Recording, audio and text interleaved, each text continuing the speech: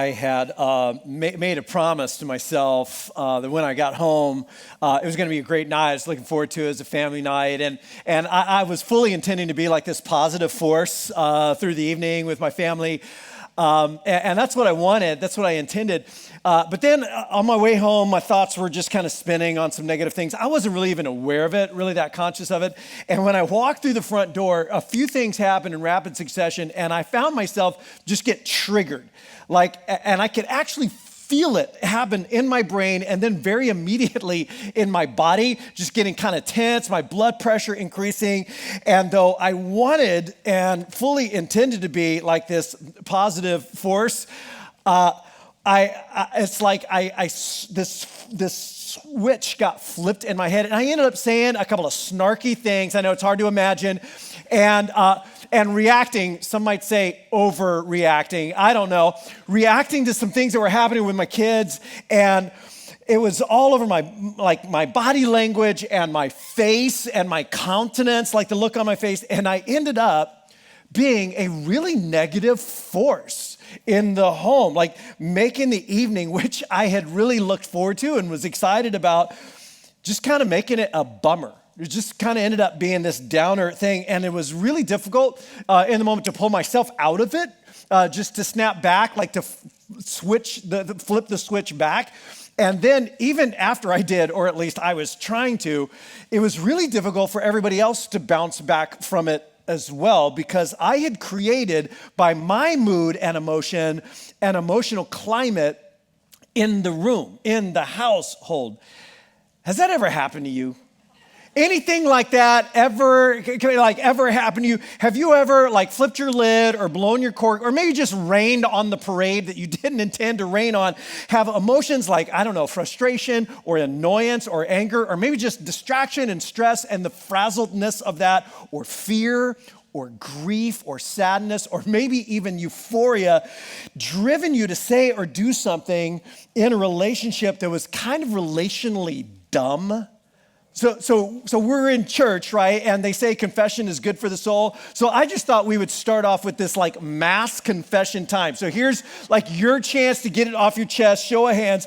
Have you ever made choices and said and done things in a relationship because you were getting hijacked emotionally that you ended up regretting? Any of that ever happened to you? Every day? Anybody ever? All the time, right? And it's the relationship was important, or that moment was going to be important, that conversation was going to be important, and you knew it was going to be important, but then your emotions just got in the way of what you had hoped would be happening there. And so we're starting this new series called EQ, which stands for emotional intelligence. EQ, emotionally intelligent relationships. And emotional intelligence is the ability to recognize, here's a working definition for you. You can write it down if you want to in your program. You have these notes. You can pull that out and follow along, or on the app if you take the app.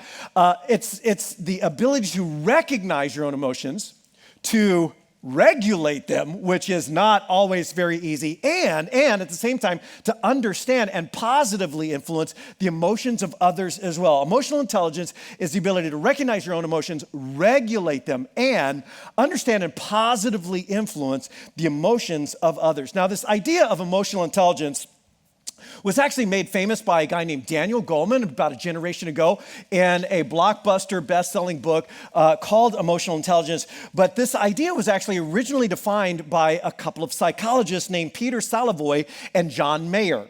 Not the musician, as you might imagine, but a different John Mayer.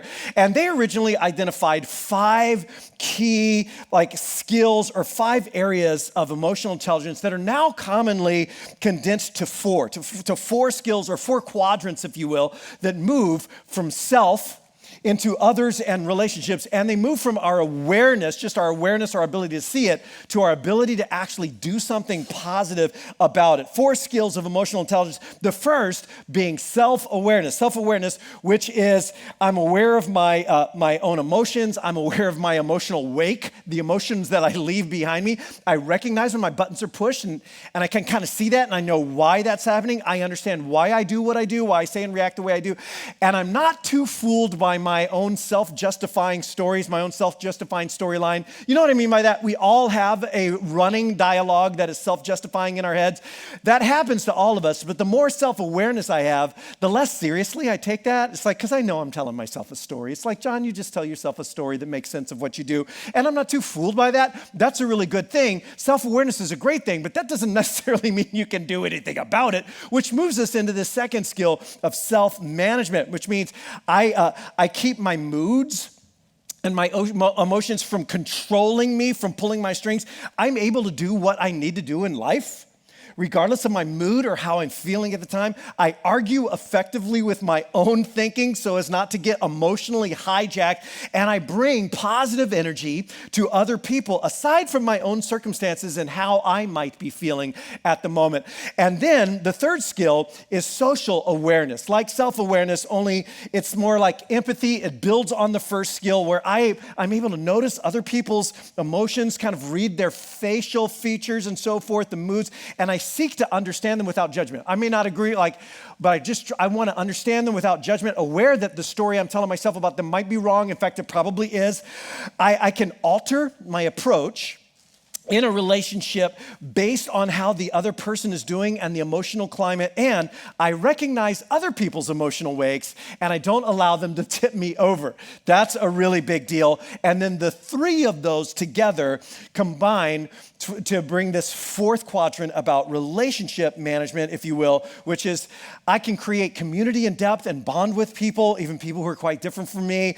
I can create connection comfortably. I use my awareness of my own emotions and my sense of the other person's emotions to interact successfully with them, and I resolve conflict quickly and acknowledge my own faults and my own errors without any defense whatsoever. The four quadrants, four skills of emotional intelligence. Now, here's what's interesting. As you might imagine, the scriptures actually have a lot to say about these four skills. In fact, there's a document in the Hebrew scriptures known as the book of Proverbs. It's this collection of very wise sayings, or proverbs, if you will, sayings about wisdom and how to live life really well. And this document regularly uses a word for people who lack these four skills. In fact, I'm going to read just a few. I just picked a handful of them. I'm going to read a few of these proverbs to you, and I want you to see if you can find the word that the book of Proverbs used to describe a person who lacks these skills. So here's a few of them. Fools show their annoyance at once, but the prudent overlook an insult. The wisdom of the prudent is to give thought to their ways, but fools deceive themselves. Whoever is patient has great understanding, but one who is quick-tempered displays folly or foolishness. A fool finds no pleasure in understanding, but just delights in airing their own opinions. And this last one, fools give full vent to their rage, but I love this line, but the wise bring calm in the end. In other words, the emotional wake of a wise person, the thing they leave behind them is calmness. Isn't that beautiful? So, did you catch it? Did you see the word? It's almost like a Find Waldo, like a Where's Waldo thing. It's hidden, it's buried in there, it's really cryptic. But what's the word that in the Proverbs narrative world it uses to describe this person who lacks these skills? What's the word? Did you catch it? Fools. Yeah, you got it. That's really good. Here's what a fool is. In the narrative world of the book of Proverbs, a fool is someone who's just at the mercy of their moods. A fool is someone who's at the mercy of their moods, their whims, their impulses, and of the moods and impulses of others. And we all have one of those inside of us. We all have an inner fool, and we have all been hijacked and been at the mercy of anger and fear and anxiety and stress and sadness and shame and so forth, just caught in the undertow of this vortex of an emotional loop that drives us to be really dumb in a moment. It is called, and I kid you not, the Jim Carrey effect.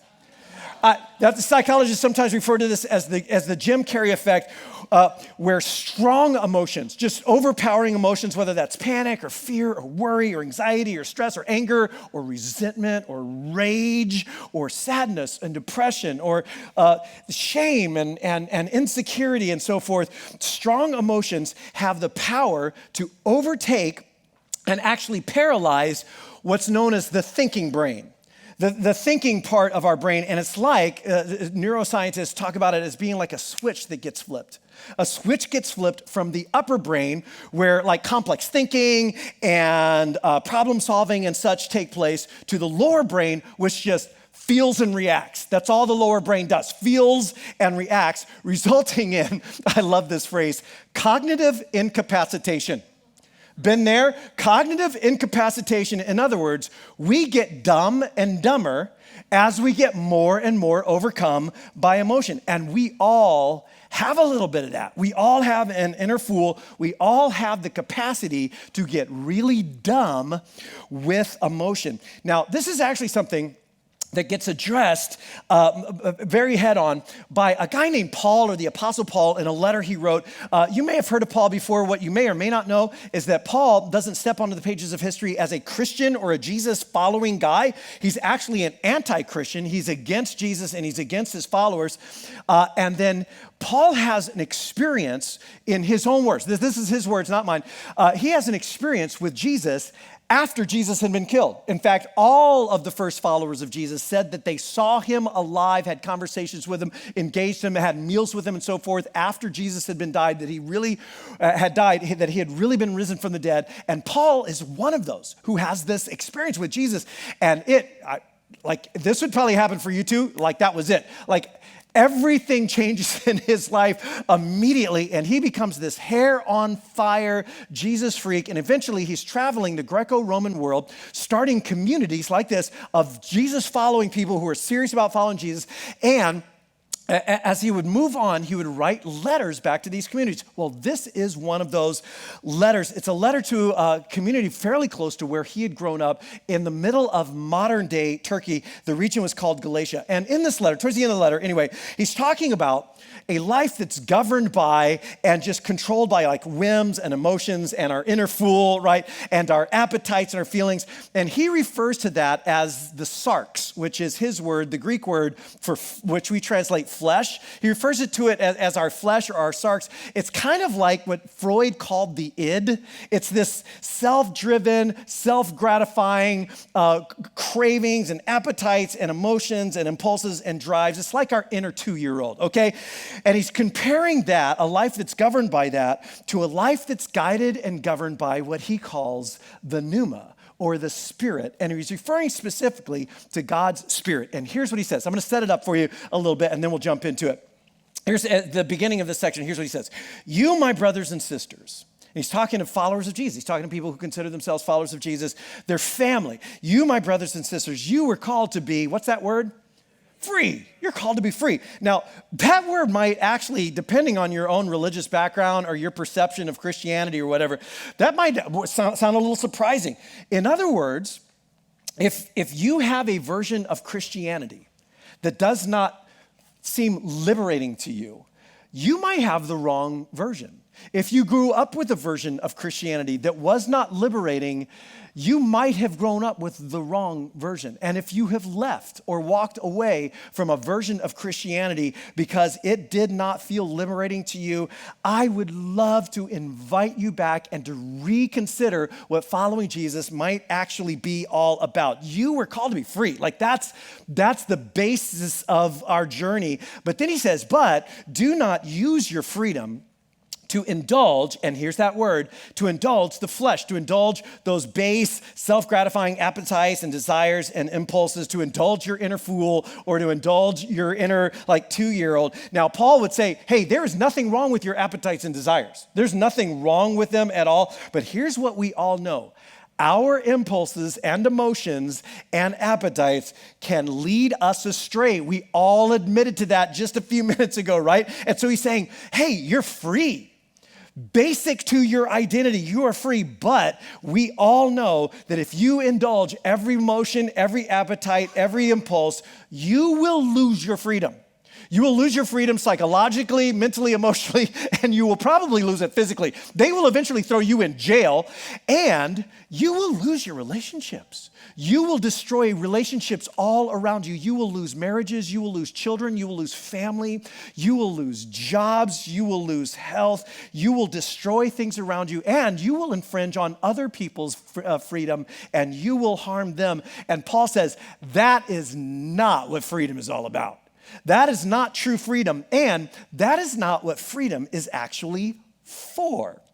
And so then he says this, do not use this freedom to indulge your flesh or your sarks, rather serve one another humbly in love. In other words, the highest expression of true freedom, if you really want to be free, if you really think you are free, the highest expression of true freedom is being so unencumbered by all of those impulses and reactions and emotions that we can react positively and humbly in a healthy, helpful ways that bring out the best in other people. In other words, that word right there, love. Love, or in terms of this series, emotionally and relationally healthy and intelligent reactions. This is the goal of freedom. The goal of freedom is that I would be becoming that kind of person. Then he goes on to say, and here he's following Jesus' lead. He's following Jesus' lead. He says, this statement right here is actually an accurate summary of the entirety of the scriptures. The entirety of the Hebrew scriptures, or what they might have referred to, or Paul might have referred to as a trained rabbi, as Torah. And he says this, for the entire law, or the entire Torah, the entire Hebrew scriptures is actually fulfilled in one thing. It's like you don't even need to memorize the rest of it. One thing, here's what you need to know. Love your neighbor as yourself. It's like, that's really the point of the whole deal. That's the point of the whole journey, my friends. That's the high point of God's guidance for your life. Love. Love, that you would be that kind of person. Now, it's interesting to me that for Paul, the opposite of indulge the flesh is serving in love. The opposite of indulging the flesh and doing whatever I want and how I feel is serving another person humbly in love. In other words, to be emotionally healthy enough, to be emotionally intelligent enough that I can recognize those like self-sabotaging, self-centered, self-gratifying impulses. And I not only recognize them, I actually have the ability within myself to say no to those emotions and impulses in that moment in order to do what is best for the other person. In order to do what is best for the relationship, to serve the other person humbly in love. That's amazing. But Paul isn't trying to tell them or us, so just try harder. Like you're not doing good enough. Like make a little more effort, pull yourself up, get back in there and try harder. That's actually not what he's telling us. And so he now introduces us to a concept that is so much bigger than our own self-will or our own power within ourselves to change ourselves. And here's what he says next. This is beautiful. This is so powerful. So I say, here's how I boil it down. Walk by the Spirit. And he's talking to people who have surrendered their lives to Christ in this journey of faith, and they've opened themselves up wide to God, and so God's Spirit now lives in them, and they are following Him, and they are living by His Spirit, and He says, here's how I say it, you just walk by, or you walk in the Spirit, which sounds kind of, I don't know how that sounds to you, maybe kind of ethereal or kind of mystical, the Spirit, like what is he talking about? But here's the idea, it's really simple, it's very practical. He's talking about step by step, as in walking, moment by moment, as I walk through, literally and metaphorically, through my day, in sync with God, in sync with His Spirit within me, His Spirit around me, guiding me, nudging me, prompting me. I'm wide open to that. I'm always like, God, what do you want right now? What do you want? Is there anything you want me to do? Anything you want me to see? Anything you want me to be saying? I am wide open to you. I am walking in or walking by your Spirit. He says, so I say, you just do that. That's where you put your focus. And this is so powerful and brilliant, by the way. The result of that is you will not gratify the desires of your flesh. In other words, the more you say yes to God, the more you say yes to the nudgings of God's Spirit, the less you will have to even worry about saying no to all of those self-sabotaging and relationship sabotaging impulses and emotions that you have. You won't have to worry so much about saying no to you, the more you just say yes to what God's Spirit might be doing in the moment. God's Spirit, He is always going to lead you and empower you into relationally healthy and emotionally intelligent ways of loving and ways of being in the moment, away from all of those destructive impulses and appetites. So he says that's where you put your focus, because, and this is so good, this part is just so true. He tells us something about ourselves that we all know, is because these ways of sarx or flesh and pneuma and spirit, these two ways of being, it seems like they're at war with each other all the time. Doesn't it feel that way? Doesn't it feel that way sometimes? Isn't he reading our mail? It feels like these two are always pulling against each other inside of us, and we must daily, if not moment by moment, choose which side of those two we are going to be on. Just walk by the Spirit, and you won't have to worry about all that undertow. And that's when he begins to describe what a life that's like whatever I want, whatever I'm feeling, like whatever I need is the default, like the decision-making, life navigating directive of our lives. He says, here's what that life is like. I mean, we don't even have to talk about it. He says the acts of the flesh, what comes out of that, it's obvious. It's just, I don't even need to say it. It's like what plays out when we simply say yes, as this unrestrained yes to whatever we want, whatever I'm feeling, and it's just the way I feel. Man, that's obvious. You already know what that looks like. In fact, I was thinking about this. It's kind of interesting. If we had a little bit of a smaller group and maybe a little bit of time, we could sit around in a circle and we raise the question, hey, what does it look like?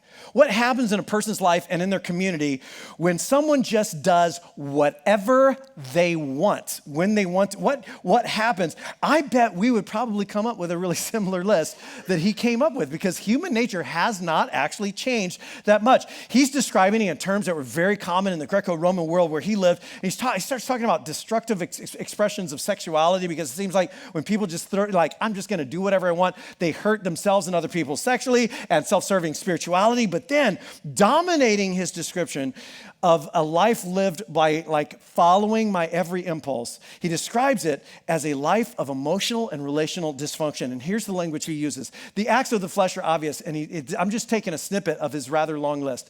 Hostility, discord, conflict, jealousy, rage, scheming, like machinations, revenge, divisions between us, factions, siding, and so forth. He's like, here's what it looks like. Anger and insecurity that gives way to rage and revenge and scheming that bleeds into conflict, dividing our relationships and resulting in relational meltdowns. Like, that's what giving into whatever we feel and whatever we want creates in us. In other words, pretty much the world we live in.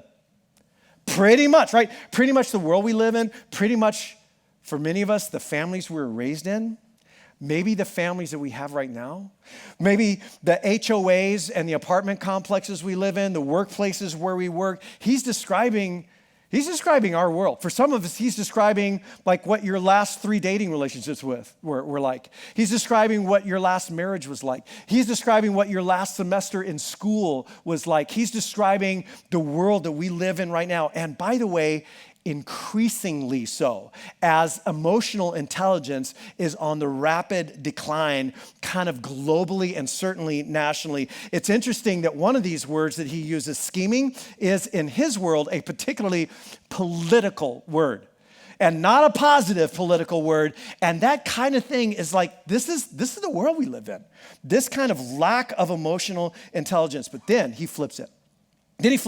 He says, when God's Spirit, when the creative, powerful, transforming presence, personal presence of God fills your life and guides your life and empowers your life, look what flows out of you. Look what will flow into and out of your life. And what he lists next is really familiar to many. It's really famous. It's sometimes referred to as the fruit of the Spirit. That is what flows out of a person's life when the Spirit is in their life. And I thought we might read this out loud together. Will you read these words with me? Let's say this. But the fruit of the Spirit is love, joy, peace, patience, kindness, goodness, faithfulness, gentleness, and self-control. It's like, here's what I want us to see as we're kicking off this series, as we're kicking off this new series. These words, which may or may not be familiar with us, I want you to see them not just as a list of virtues, not just about a description of a moral person, not just character qualities. These words, these terms are actually describing, think about it, the emotional health and the relational intelligence of a spiritually healthy person. He is describing a life of emotional fortitude and relational generosity. That's what it looks like when the Spirit is guiding a person. Emotional fortitude, words like joy and peace. That word patience might be literally translated long suffering. It's a person that just has a long fuse. Man, you just don't trip them up so quickly. Gentleness, which can also be translated like meekness or humbleness. It's emotional fortitude in under pressure, and it is relational generosity, like love and kindness and goodness and faithfulness or loyalty. Emotional fortitude and relational generosity, and then he caps it all off with self-control.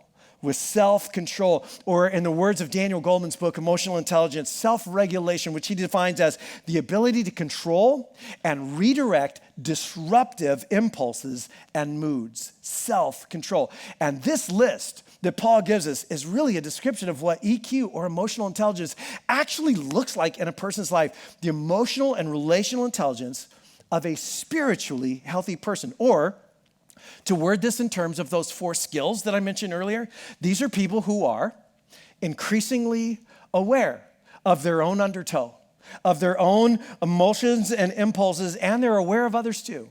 They're aware of other people and how other people are doing and their needs and where they're coming from, and they are able to say no to their own disruptive impulses and emotions and moods in the moment and to adjust themselves in a way that is actually better for the other person, that elevates them and brings the best out of them. In other words, this is a person who is increasingly free. A person who is increasingly free to serve another person in love, no matter who they are or how the relationship is going or how they might be triggered by something that's happening. They are truly free. That's amazing. And that's really what this series is all about and what the next couple of weeks are going to be about. Because according to Paul, this is why this is so important. According to Paul, you cannot be spiritually healthy and remain emotionally and relationally unhealthy. You cannot be spiritually healthy and remain emotionally and relationally unhealthy. You can't be a spirit following, spirit, like God's Spirit is in me and I'm with him, walking with him, and not have that transforming you into a more emotionally and relationally healthy person, because this is what God's Spirit wants to do in you. This is what God wants to do in you, and what a life lived in sync with the Spirit actually looks like if we allow him to. And don't we want him to do that? Don't we want to allow him to do it? And so that's why this series over the next few weeks is going to be so important, and I hope you come back and join us for the next 2 weeks. But each week we're going to end with something really just practical, some practical steps for building those 4 skills of EQ so that we are increasing our own emotional intelligence and our own emotionally intelligent relationships. And the next couple of weeks, weeks 2 and 3 of the series, we're gonna focus on those 3rd and 4th skills, like the others-oriented skills, so don't miss that. But we begin with ourselves, because we have to. We begin with ourselves and our awareness and our ability to regulate our own disruptive emotions and impulses so that we can be free of them, free to serve the other person in love. And so we're going to talk about 4 things really quick that are just practical, down to earth. Here's what we can do this week. And the first one is this. For building our EQ, ask yourself what you're feeling and why. Ask yourself what you're feeling in this moment and why. Probably the first and really just the simplest thing to increase your ability to see yourself honestly is to ask yourself this question and try to answer it as honestly as you can, because our emotions are reacting all day long. There is never a moment that goes by that your emotions aren't responding to something, mostly without us even noticing it or really being aware of it. And so naming our emotions, what psychologists call labeling them, naming our emotions is an important first step in regulating them. Now, in study after study after study, it's been shown that those who are quickest to recover from a disruptive emotional moment, those who are quickest to bounce back are those with the greatest clarity about what they were feeling in that moment and why they were actually feeling that, the greatest clarity about their feelings. But it is harder than it sounds. It is a lot harder than it sounds because in my experience, many people, if not most people, actually lack the emotional vocabulary to put their feelings into words. It seems like most of us have about 4 or 5 go-tos. Like, how are you feeling? Like, you got a short list. There's maybe 4 or 5. It's like, I'm stoked, or I'm sad, I'm just really hurt, or I'm angry, I'm stressed out, I'm frustrated, I'm just really anxious. Like, we've got a few words. And those, by the way, those are good words. Those are emotion words. Those are good words, and they definitely describe some emotions, but they are also very, very broad words. Dr. Susan David is an expert in this, Harvard Medical School. She wrote the book, Emotional Agility, and she says often, here's the problem with that, often the most obvious label isn't actually the most accurate. Well, I'm really stressed out right now. That may not be the most accurate way to describe what you're feeling. In fact, she says, and I believe her, that labeling an emotion inaccurately can actually mask things that I need to pay attention to. Deeper things, emotions and struggles, that labeling them inaccurately can actually keep us from dealing honestly with them. And here's the deal, it keeps other people from accurately understanding us. It's like, well, why are you so angry? I happen to lack the emotional vocabulary to explain that to you. I don't even know. What are some other words I could put to that? And so she says, and I could not agree more, that we need to broaden our emotional vocabulary. So I've put in your message notes are a little bit longer than usual because I put in there a cheat sheet for you, like to take home and like when you're in conflict, like pull it out and I'm feeling, it's on the app, by the way, I believe it is. We try to put it on the app as well. And here's what she says. We need to broaden our emotional vocabulary. And I could not agree more. And so she suggests this. She suggests pick a word, a term that describes what you're feeling right now. In fact, you can try this right now. Pick a word that you think best describes what you're feeling, and then she says, pick 2 more. Pick 2 more because we're rarely feeling just one thing. Pick a couple of other words as well. So I'm really angry, but I'm actually also embarrassed because, man, when that went down and that triggered me, I was really upset. But part of it was I was embarrassed because I felt like that was all just going to reflect bad on me. And then I felt kind of slighted by it and so I have some other words. There are more ways to describe what I'm feeling. She says, pick a word, then pick 2 more, at least 2 more. And then, this is brilliant, she says, rate them, each emotion on a scale of 1 to 10, which is so helpful for emotional regulation. I'm so angry. How angry are you? I'm like a 10. Well, okay, maybe like a 7. A 7.5, and already I'm starting to put a little more context on my relationship, my emotion, and I'm like, I'm embarrassed, but that's more like a 4. And this ability to express my emotions, to have a little bit better vocabulary and even rate them is a first step. It is a huge step towards better emotional regulation. And so that's like the first thing. Now, the next 2 are extraordinarily practical. There are things that we've actually talked about before, even recently, that help us down-regulate destructive emotions in the moment. This is so helpful. And the second one is breathe deeply. Breathe deeply. Now, if you're like most people, you breathe throughout the day. Most people do. And most people breathe short, shallow breaths. Did you know that? Most people breathe short, shallow breaths throughout the day. We rarely breathe really deep, like all the way in, filling our lungs till we can't anymore, and then expelling that air until we can't anymore. We rarely fill our lungs. We rarely empty them. And why would you? Because it's weird. It's weird, and it's not like you suffer from a lack of oxygen, right?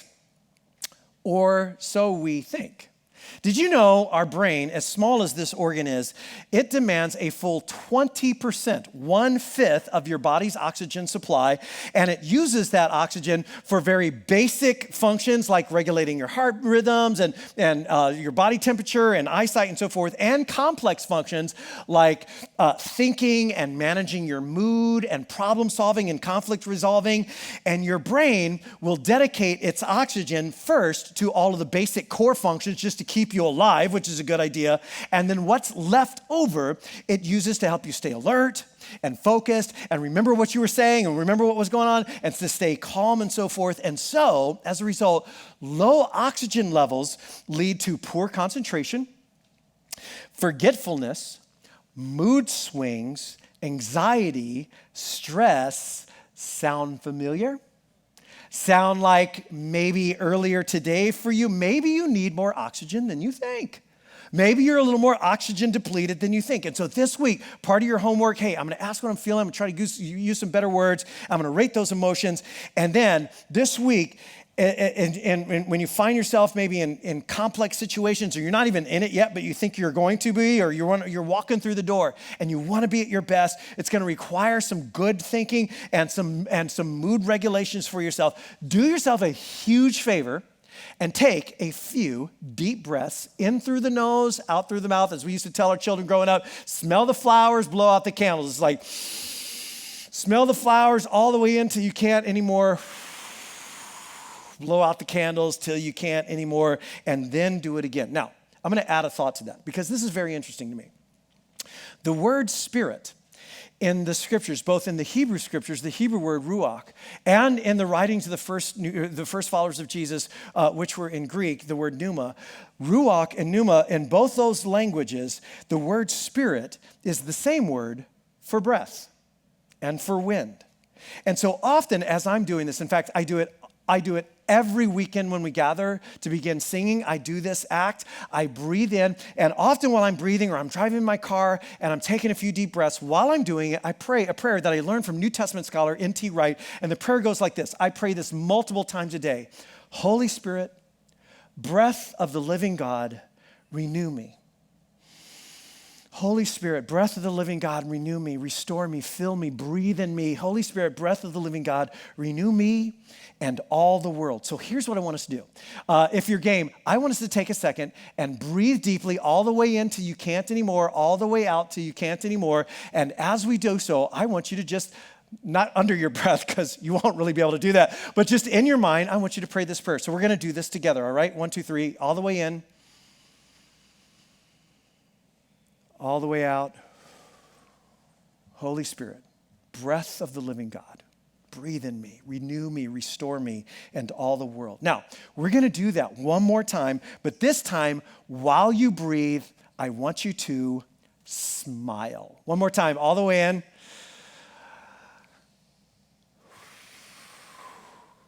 Smile. Breathe deeply, smile frequently, and here's why.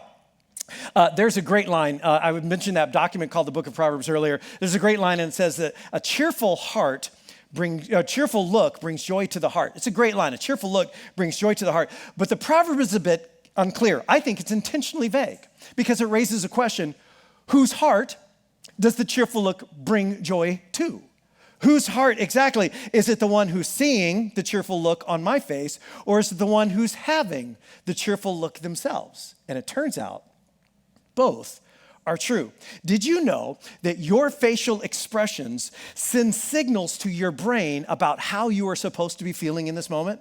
It is one of the most genius life hacks you can ever learn. Your facial expressions actually send signals to your brain about what you're supposed to be feeling in the moment. And when you laugh or smile really big, your face sends signals to your brain that you are happy. Your brain literally responds to the nerves and muscles in your face to determine its own emotional state. Talk about like a hack. That you can actually hack your emotions to some degree. In fact, there's a lot of research on this. One of my favorites, there's the French university researchers that measured the power of a smile for emotional self-regulation, which is kind of what we're talking about, by having two groups of students read the same comics in the newspaper. Only one group of the students were instructed to hold a pencil in their teeth way back in their mouth, like that, that simulated or activated the muscles of smiling, though they were not smiling while they were reading the comics, and the other group just held a pencil in their lips, which did not activate the muscles for smiling. And as a result, the subjects who, get this is fascinating, were unknowingly smiling. They weren't intentionally smiling. They weren't trying to be smiling. They were unwittingly, unknowingly smiling, found the cartoons to be funnier and had a better time while reading them than the people who weren't smiling. It's kind of counterintuitive. It's a little counterintuitive because we assume that actions follow from our emotions. I act happy because I am happy. When I feel happy, then I act happy, which, of course, sometimes is true, but it turns out the opposite is also true. The French study is just one of many, many, many studies that is part of something called self-perception theory. And self-perception theories holds that our emotions actually often follow from our actions and behaviors, not the other way around. Simply put, sometimes your joy is the source of your smile, but sometimes your smile can be the source of your joy. A cheerful heart brings joy, or cheerful look brings joy to the heart. Now, real quick, do not hear what I'm not saying. Do not hear what I'm not saying. The point of this is not denial. It is not denial or suppression of negative, painful emotions. Shiny, happy people, just put a smile on. Don't let anybody see you frown, like turn that frown upside down. It is not about denial or suppression, which is why the process begins with me acknowledging with as much accuracy as I can what I'm actually feeling and why I'm feeling it. Listen, every emotion that you have, whether it's anger or fear or sadness or guilt, every emotion has a meaning, and all of our emotions were actually given to us by God to help us see certain things and learn certain things about ourselves and our world. All emotions were created by God for good. The point is not denial or suppression. The point is me increasing my emotional intelligence, my EQ, such that I am more and more becoming the kind of person from whom love and joy and peace and patience and kindness and goodness and faithfulness and gentleness and self-control flows freely, which brings us back to how Paul ends this section of the letter.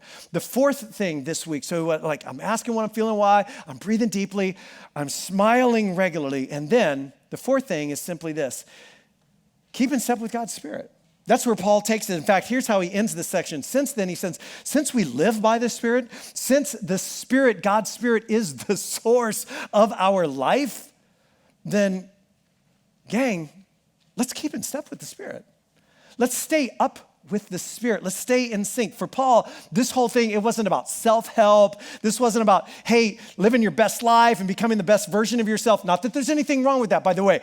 All of us would love for you to be the best version of yourself instead of the worst version of yourself. That's good for everybody. So there's nothing wrong with that. But that's not exactly what this is about for Paul. This was about what God is actively wanting to do in us and through us all day long, every day, God restoring us to be the people that he created us to be in wide open, unhindered connection with him and with his Spirit and with each other all day long, every day. So he ends this section of the letter by saying, hey, this is going to create some conflict in you. This is going to pull at you. There are going to be pulls. There's going to be a war in you between your id, like your inner fool, your inner 2-year-old, your I want, your flesh, and what God's Spirit is really wanting to do. Not just in you, but for you and through you. And so he's like, so guys, let us say yes to God. Let us say yes to God's Spirit. Let us moment by moment become people who are just saying yes to God and whatever God is wanting to do in this moment. People who are wide open, just arms wide open to the flow of God's creative, powerful, transforming personal presence and what he's doing in us and what he wants to do through us all the time. So I want to end us with a prayer. I want to end us with a prayer that just helps us create that openness. In fact, if you have your hands free, or if you don't, you might want to sometimes when I pray prayers like this, I breathe, now you know, and I open my hands. I'll open my hands while I pray prayers like this all the time. And so maybe you want to do something like that. And here's the prayer. It's kind of a little bit long, but here's the prayer. God, I want to be connected with you. You're just saying, I want to walk with you since I live by your Spirit. I want to keep in step with you in this moment as the source of my life. Holy Spirit, breath of the living God, renew me. This is about what you can do in me, not what I can do for myself. I want to be in step with you. I want to be in step with what you're doing in my world. I want to allow your Spirit to change me from the inside out into a person through whom your love and joy and peace and patience and kindness and goodness and faithfulness, your loyalty, your gentleness, your self-control, that just flows freely into my world through me and into my relationships. So as we end, I want us to say this prayer out loud together. Are you up for it? Let's say this out loud together. God, I want to be connected with you in this moment as the source of my life. Holy Spirit, breath of the living God, renew me. I want to be in step with you and what you are doing in my world. I allow your Spirit to transform me into a person through whom your love, joy, peace, patience, kindness, goodness, faithfulness, gentleness, and self-control flow freely into my world and relationships. Amen. Well, hey, thank you so much for joining us today. So glad you can come as we're kicking off this new series. And if you got kids, I bet they're having a blast at our carnival. Before we leave, I just want to say we're going to have a chance as we're walking out. Our guest services teams are going to be standing by those doors with baskets. Scott was telling you about this Connect card earlier. We'd love to hear from you. We'd love to hear from you every week. If you're our guest here today, thank you so much for being a part of this. We'd love to get to know you just as much as you feel comfortable sharing with us. So you can fill that out and you can drop that in those offering baskets on your way out. If you're part of the Terranova family, this is also our opportunity to give back to God, which we can do obviously through those envelopes that are in your program. Many people give online and through the app. If you're not part of the Terranova family, we don't want you to feel any pressure to give. We would love to get to know you though, if you want to drop that Connect card in there. And if you are ready to jump into our fall life groups, you can actually drop this whole brochure after you've written like what you want to sign up for. You don't have to worry about like trying to tear it off during that long. That's not perforated, by the way. You've already figured that out. So you can just fill that out. You can just throw that entire thing in the basket as well, or you can take it home, scan the QR code, and sign up for groups online. We're going to be doing this all month long, so you'll have a few more weeks to figure out which groups you want to join as well.